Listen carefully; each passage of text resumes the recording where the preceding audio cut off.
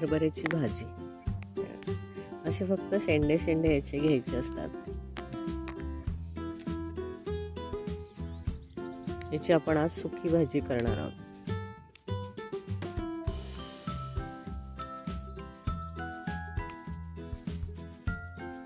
हरभऱ्याची सुकी भाजी।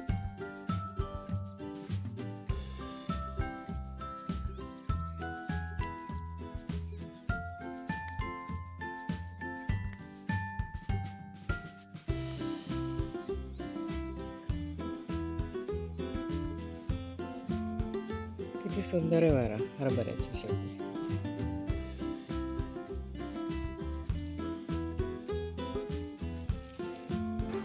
शेतात ना अगदी ताजी भाजी मी स्वतः खुडून आणली। अर्धा तास लागला एवढी पातेलभर भाजी खुडायला आणि मी फक्त असा शेंडाच घेतलेला आहे। अजिबात जास्तीचं जाड घेतलेलं नाहीये। ही स्वच्छ धुवून का घ्यायची, कारण हरभऱ्याला आळी पडते आणि त्याला फवारा मारलेला असतो, म्हणून ही 2-3 पाण्यात धुवायची। नाही तर ऍक्च्युअली जर फवारा मारला नसेल तर तशीच्या तशी भाजी खुडून आणून करायची। त्याची चव खूप छान लागते आणि आंबटसर लागते। ही धुतल्यामुळे थोडासा आंबटपणा कमी होतो। तर आता ही भाजी धुवून घेतलेली आहे। आता आपण फोडणीला टाकूया। पालेभाजीला तेल जरा जास्तच लागतं। इथे मी मिक्सरमधून ठेचा करून घेतलेला आहे। याला मी लसूण जास्त घातलेला आहे, मोहरी घातली थोडीशी, जिरं घातलंय, थोडंसं हिंग घातले आणि थोडीशी हळद घालायची। त्याच्यात चवीनुसार 1 चमचा छोटा आहे हा मीठ घालूया। छान परतून घेतले, खमंग वास आला लसूण आणि मिरचीच्या ठेच्याचा। त्याच्यामध्ये धुतलेली भाजी घालून घेऊया हरभऱ्याची।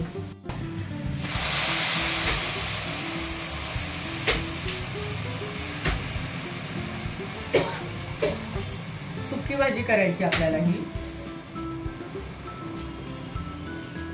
त्याच्यामध्ये तुम्हाला आवडत असेल तर मुगाची डाळ घालायची आहे, भिजवलेली मुगाची डाळ। झाकणावर पाणी ठेवून परतून घेतली आहे, वाफेवर शिजवली आहे।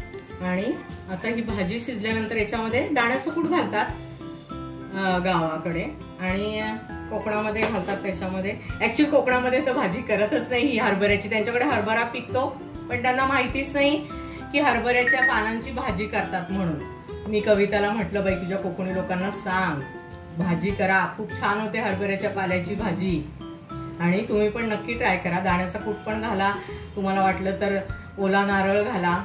डाळ घालतात काही आवडीने, काही नाही घालत। मला आवडते म्हणून मी डाळ घातली याच्यामध्ये मुगाची आणि खूप छान भाजी झाली आहे। खमंग दरवळ सुटलेला आहे। नक्की ट्राय करा हरभऱ्याच्या पाल्याची सुकी भाजी।